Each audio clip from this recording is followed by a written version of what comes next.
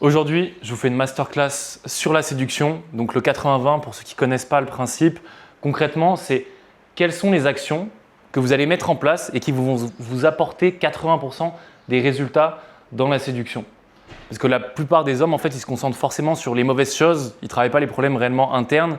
Et quand ils arrivent et qu'ils disent « bon, j'aurai une phrase toute préparée, ça va passer », finalement, ce n'est pas naturel et ce n'est pas en cohérence avec comment ils vont être et ce qu'ils vont dire. Donc déjà, la première chose à comprendre avant de commencer cette masterclass, c'est qu'en fait, il y a une différence entre un homme et une femme en termes de posture et en termes surtout, entre guillemets, de rôle. Et en fait, ça va vraiment être intéressant de voir ça pour comprendre mieux les dynamiques de la séduction. Et en fait, cette polarité, elle naît et elle permet qu'il y ait de l'attraction naturellement. Donc premièrement, un homme, on sait que c'est celui qui va orienter, qui va initier en fait de la sécurité, qui va prendre les décisions et qui va en fait faire que la femme va pouvoir se sentir entre guillemets femme, s'adapter, s'adoucir. Et je trouve que c'est vraiment des rôles qui sont complémentaires et importants à comprendre quand on va les aborder. Parce que si tu arrives, que tu manques de cadre, que tu ne te sens pas en sécurité, que tu transparais, que tu n'es pas à l'aise, que tu n'es pas confiant, forcément elle va se dire bon, j'ai un homme en face de moi ou j'ai une femme, est-ce que je pourrais être avec lui plus tard? Et indirectement, elle va en penser à plein de choses comme ça. Donc déjà la première chose à comprendre là-dessus, c'est vraiment qu'un homme, il oriente, il initie les bonnes choses et en fait, il n'impose pas un cadre, mais il met un cadre directement en sa présence, ce qui va faire que la femme va pouvoir s'adapter à lui et réellement créer une connexion. En fait, ce n'est pas tellement poser un cadre pour l'initier et l'imposer, c'est dans le sens où quand tu vas arriver, le cadre, ça va être vraiment écoute, je vois que tu es un peu pressé. Là, tu poses un cadre qui est structuré, qui est en fonction d'elle, ce qui va faire qu'en fait, elle va mieux comprendre que tu la comprends et comprendre que tu prends les initiatives et qu'elle n'a pas à réfléchir dans cette sentence-là. Et ça peut être aussi tout simplement de montrer que toi, tu ne cèdes pas sur les croyances que tu as, tu ne cèdes pas sur les valeurs que tu as et plein de choses comme ça qui vont démontrer que tu as une personnalité, tu ne la changes pas pour une femme, que tu n'as pas besoin du résultat et que tu es un homme qui est ancré sur ses valeurs en fait. Une autre question ou pas? Non? Benjamin? Léo, dis-moi. Ouais, on peut parler du coup aussi, tu dis posture masculine et posture féminine. Moi je vois plus aussi énergie masculine, énergie féminine. Oui. Tu vois. Vraiment, J'aurais pu mettre les deux, c'est vrai. Ouais. C'est énergie féminine et énergie masculine qui sont bien différentes et complémentaires et qui vont être importantes à comprendre et implémenter pour justement séduire et appliquer la règle des 80-20. Parce que pour moi, la grande règle des 80-20 en séduction commence par le fait d'avoir une posture, une énergie masculine. Et tu penses qu'on doit être 100% masculin dans notre énergie ou est-ce qu'on doit être, pour comprendre la femme, avoir un peu de masculin et un peu de féminin afin de comprendre un petit peu mieux comment elle agit? En fait, dans chacune des personnes, il y aura toujours deux parts. Mais le problème de la plupart des hommes, c'est que pas qu'ils vont forcément trop avoir de féminin, mais qu'ils vont effacer leur énergie en fait, masculine, qu'ils vont l'oublier et qui vont faire que ça va être des hommes qui vont être effacés, pas intéressants quand ils vont parler à la femme, quand ils vont s'exprimer. En fait, elle va ni ressentir trop de féminité, ni trop de masculin. Donc, automatiquement, l'homme va s'effacer, va oublier ses valeurs, ses ancrages et justement pas créer cette attractivité. On a tous une part de féminin en nous, on a tous une part de masculin en nous. Le plus important, en fait, c'est d'avoir un équilibre qui est forcément plus masculin que féminin. Mais forcément, une femme, elle va vous dire « j'aime bien un homme qui est vulnérable » parce que forcément, il ne va pas passer pour un robot. Tu vas plus creuser, la femme va plus te faire confiance parce que tu vas montrer que toi aussi, tu as des émotions en restant dans le calme. Tu ne vas pas, pour aucune raison, te mettre à chialer devant tout le monde, faire des choses comme ça. Ce serait beaucoup féminin, même enfantin. Mais tu vas t'ouvrir à elle certaines fois, te montrer que tu es vulnérable pour réellement connecter avec elle.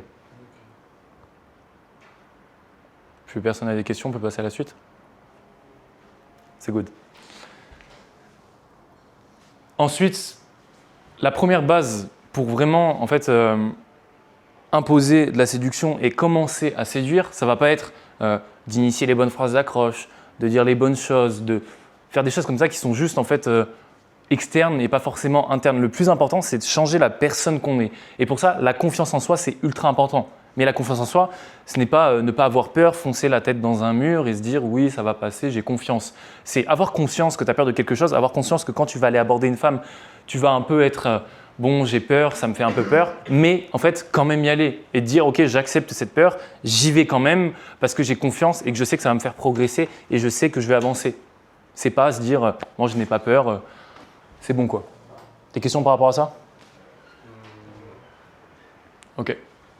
Donc maintenant, la question, c'est comment en fait incarner cette énergie masculine et comment la mettre en place dans l'interne avant d'aller faire des approches. Parce que le plus important, c'est pas d'aller approcher, de faire tout et n'importe quoi, c'est de comprendre comment tu dois te comporter pour être la personne que tu veux être, pour après l'appliquer lors d'un abordage et en fait tout simplement en découler.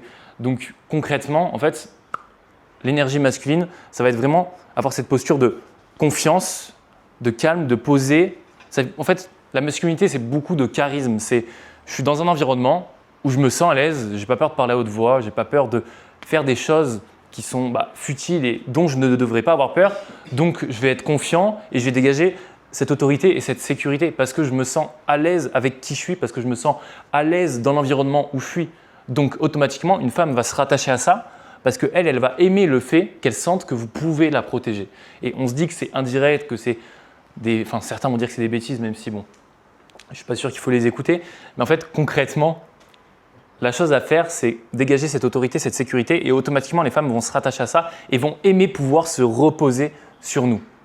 Et aussi, ça va être initier le cadre, comme on en parlait tout à l'heure avec la question de Maxence, et prendre réellement des initiatives. Ça, c'est une des choses que les femmes, elles adorent, c'est quand elles n'ont pas à choisir où aller, quoi faire, quel message envoyer, quelle chose faire. En fait, elles préfèrent que nous, les hommes, on initie quelque chose, on décide de quelque chose, que si ça leur va vraiment pas, on adapte, mais qu'on prenne le leadership là-dessus, qu'on prenne le cadre et qu'on choisisse les choses, qu'on initie les choses, qu'on prenne des initiatives, qu'on se mette dans l'inconfort pour créer leur confort à elles en fait.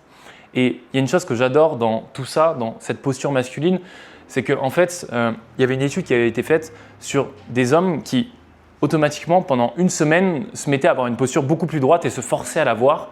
Et indirectement, leur testostérone a augmenté, leurs hormones ont augmenté, leur énergie a augmenté et leur énergie masculine aussi sont plus dégagées. Ils se retrouvaient à être plus charismatiques, plus posés et faire sentir en fait plus en sécurité dans l'environnement. Donc fake it until you make it, pour ceux qui ne parlent pas anglais, c'est fais semblant pour le devenir. Il faut l'appliquer quand on va aller aborder. Parce qu'en fait, tu vas prendre cette posture de confiance, tu vas voir que tu es à l'aise dans cette confiance et que justement, tu apprécies être dedans et que tu es capable d'être dedans. Et quand tu vas incarner ça, quand tu vas faire semblant, te rendre compte que tu t'adaptes à ça et être à l'aise là-dedans, c'est là où tu vas avoir une sorte de phase de flow, où tu vas comprendre que en fait, c'est une version de toi améliorée, celle qui a confiance en elle. Des questions ?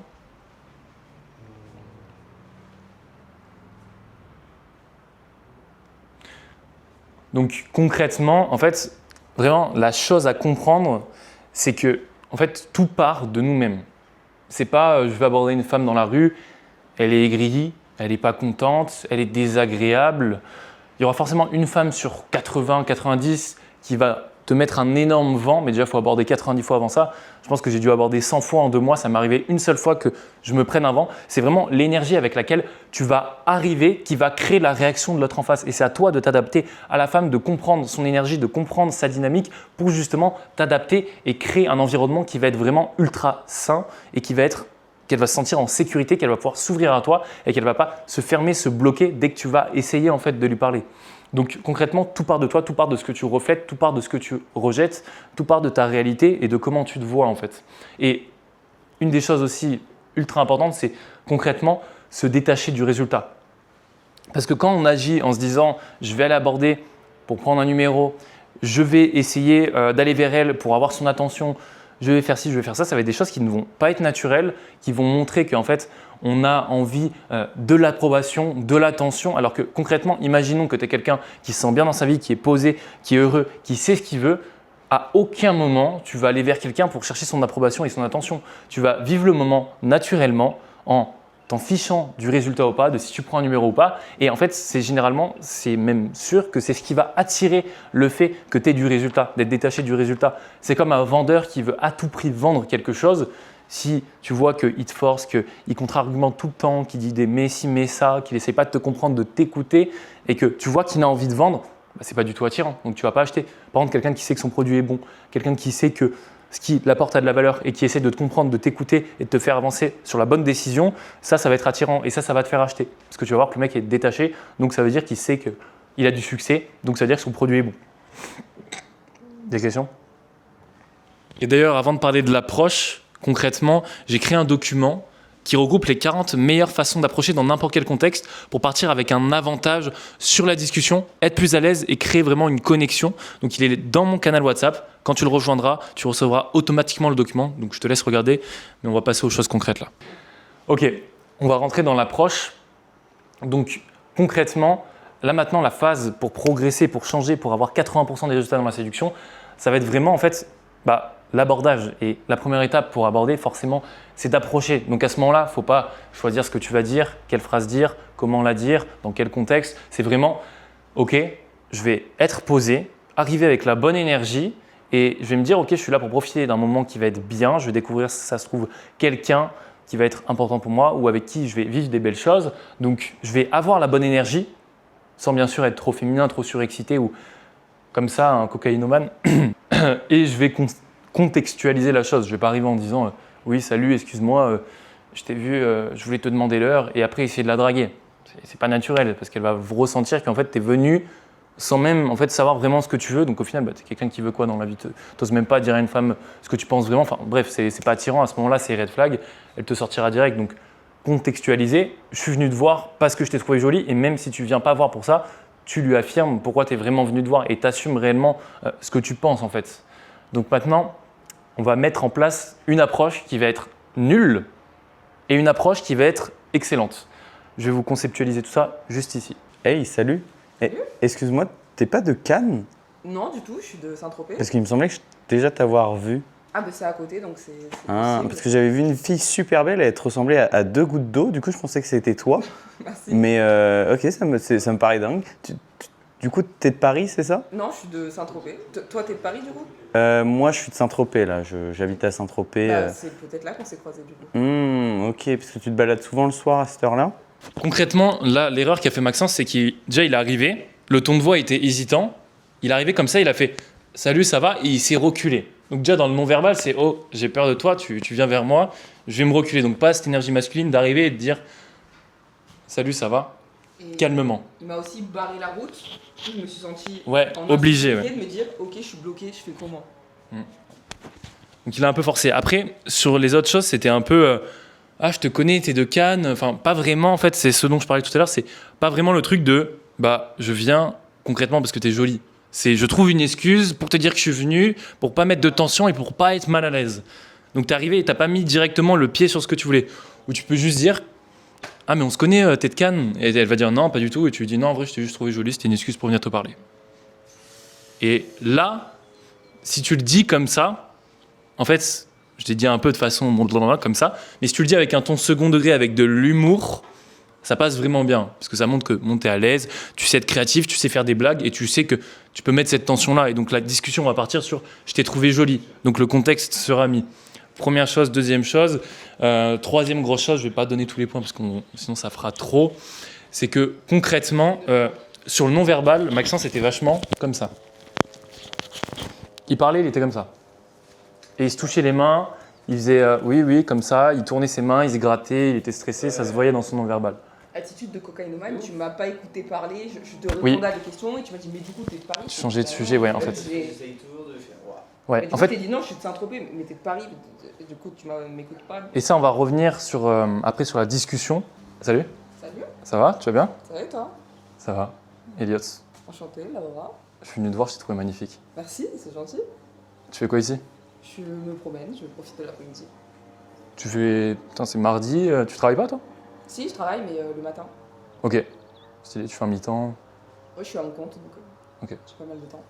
Concrètement, du coup, après l'approche, la discussion, le cœur de la discussion, le but, ça va pas être de demander des quoi, des pourquoi, ou de lui dire ouais, est-ce que je peux prendre ton numéro, je t'ai trouvé très jolie. En fait, si on fait ça, c'est comme si, en fait, sur Tinder, tu disais à quelqu'un, enfin, ça peut paraître bien et naturel, mais tu lui disais par exemple ouais, viens on fait ci, viens on fait ça, et que tu étais beaucoup trop direct, pour que la femme voit que tu es quelqu'un de bien, vers qui elle peut s'intéresser et avec qui elle peut avoir une potentielle relation. Il faut qu'elle puisse voir dans la discussion que tu es quelqu'un d'intéressant, que tu es quelqu'un de cultivé et qui la comprend. Donc pour ça, la discussion va être ultra intéressante. Et la première grande règle à appliquer quand tu vas avoir une discussion avec une femme, c'est observer comment elle se comporte.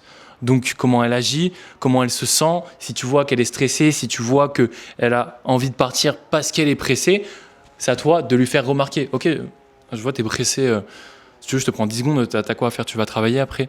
Et comme ça, tu lui montres que tu la comprends, que tu l'écoutes. Donc la première chose, ça va être vraiment d'observer en fait ce qu'elle a en face pour la comprendre et pour pas qu'elle soit mal à l'aise et pour le faire remarquer, pour qu'elle soit plus à l'aise.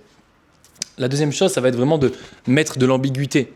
Parce que s'il n'y a pas d'ambiguïté, bah, tu prends Instagram pourquoi ? Pour être ami, pour pouvoir discuter par la suite ? Non. Quand tu vas vouloir créer de l'ambiguïté, bah, c'est tout simplement pour la séduire. Et s'il n'y a pas ça dans ce lot, l'Instagram va être pris bizarrement ou va être pris comme quelque chose, bah, on va être amis. Donc concrètement, pour mettre de l'ambiguïté, le plus subtil, c'est de faire des sous-entendus. Tu peux faire des compliments s'il y a quelque chose qui est vraiment joli chez elle, mais trop de compliments, tu le compliments. Si je dis 7 fois un compliment à une femme, elle va être en mode à la 7e fois, bon bah, c'est un peu trop là. Enfin. Donc les sous-entendus, le regard, l'intensité, si tu la regardes en étant perturbé, en regardant de partout, en ayant le regard qui fuit, en n'ayant aucune sexualisation dans ton intention, ça ne va pas être bon. Donc concrètement, fais des sous-entendus, fais des compliments, crée de la tension, projette aussi avec la femme ce que tu peux faire avec elle plus tard. Si par exemple tu vas à un café et qu'elle te dit tu fais quoi là actuellement ? Moi je vais boire un café avec des amis au café de Paris, et qu'elle te dit ah ouais je connais pas le café de Paris, c'est où ? Bah tu peux très bien lui dire je t'emmènerai, pour qu'elle se projette sur le futur et que de l'ambiguïté se crée et qu'elle s'imagine déjà avec toi plus tard dans la discussion. Donc concrètement, c'est tous ces éléments qui vont faire que tu vas pouvoir mettre de l'ambiguïté. Et une des grandes choses pour pouvoir tenir une discussion, ça va être au lieu de demander des quoi, donc qu'est-ce que tu fais dans la vie, où est-ce que tu habites, tu finis de travailler à quelle heure, enfin des conneries quoi. Il faut que tu lui demandes pourquoi. Donc si elle te dit ouais actuellement moi je suis kinésithérapeute, actuellement je suis médecin, tu lui dis ok pourquoi tu as fait kinésithérapeute ? Pourquoi tu es médecin ?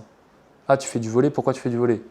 Ah tu prends des cours de danse, pourquoi tu aimes la danse ? Et là la personne va en fait s'ouvrir à vous, s'ouvrir à ce qu'elle aime, donc dans son âme, ce qui va faire que vous allez vraiment connecter et que vous allez pouvoir trouver des points communs, des choses qui vous lient en fait. Et ce sera beaucoup plus simple après qu'elle soit à l'aise avec vous dans la discussion, qu'elle veuille continuer à discuter et qu'elle veuille justement en fait, qu'elle accepte entre guillemets ou qu'elle veuille mettre de l'ambiguïté dans la discussion. Donc réellement en fait le pourquoi ça va être d'ouvrir son âme à la personne, ouvrir ses sentiments, ce qu'on aime pour justement connecter réellement et être plus à l'aise dans la discussion au lieu de demander des quoi et faire un interrogatoire.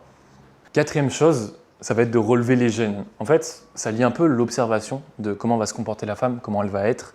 Quand en fait, on va relever les gènes de la femme, si elle est gênée, si on voit qu'elle n'est pas à l'aise avec la situation, ça va vraiment la faire se sentir en fait écoutée et en fait dérationaliser la situation, la décompresser parce que la femme va être stressée, que vous l'abordiez, va être pressée. Si vous lui dites ah, je vois que tu es stressé là, t'inquiète pas, ça va, je sais que tu n'as pas l'habitude, mais tranquille, et que tu le dérationalises ou que tu lui dis t'inquiète, tu es pressé, je te prends 30 secondes, il n'y a pas de souci, si tu veux, je prends ma voiture, je t'emmènerai, tu fais une blague par rapport à ça, ça va lui montrer que en fait, elle peut se sentir à l'aise et elle va automatiquement donc s'ouvrir à vous. Moi j'ai une question. Oui. Tu parlais au départ du cadrage, donc d'avoir une posture masculine, de poser un cadre, d'être posé, d'être à l'aise, d'avoir confiance. Mais tu parlais aussi de ne pas hésiter à montrer sa part féminine vulnérable. Comment est-ce que ça peut se matérialiser dans la posture ou dans les mots pour quelqu'un comme moi qui n'a pas l'habitude de montrer des vulnérabilités dans une phase d'abordage ? Ok. Alors, en fait, très simple, quand je dis souvent la part de féminité dans une phase d'abordage, je ne vais pas beaucoup se montrer parce que forcément on ne connaît pas bien la personne et que ce qu'elle recherche chez nous, c'est avant tout l'apparence mais pas forcément le fond de ce qu'on va dire. Donc concrètement, pour montrer de la vulnérabilité, ce que tu peux faire, c'est que, imaginons, elle te pose une question sur ta vie, n'hésite pas à t'ouvrir et à dire ce que tu as ressenti par rapport à ça. Genre, imaginons, elle te dit qu'elle a un chien, toi tu lui dis ah ouais moi aussi j'avais un chien, elle te dit ah qu'est-ce qui s'est passé ? Et que tu lui dis en fait c'était mon chien, ça fait 10 ans que je l'ai et là il est mort il y a 1 an, ça m'a fait de la peine parce que c'était vraiment, j'étais soudé avec lui quoi, depuis que j'étais petit. Et là tu t'enchaînes sur autre chose, juste à montrer que tu étais vulnérable, que tu avais des sentiments. C'était pas trop te mettre dans la féminité, mais c'était pas non plus en fait trop être en mode dur comme ça. C'était j'ai eu un chien, c'était mon ami, j'ai ressenti ci, j'ai ressenti ça. Tu racontes une histoire par rapport à ça et tu lui montres tout simplement que tu as des sentiments, tu as de la vulnérabilité. Tu vois. Pas dire mon chien est mort, c'est fini quoi. Voilà. Est-ce que ça répond un peu à ta question ?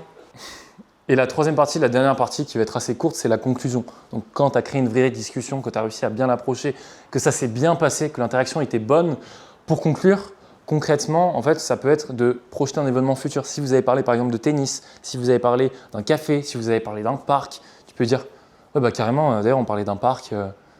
La prochaine fois qu'on se voit, on ira au parc. T'inities de prendre le contact. Je garde ton contact du coup. Arrêtez tous de dire ouais, est-ce que tu penses que je pourrais éventuellement prendre ton contact? Ouais, ok, ouais.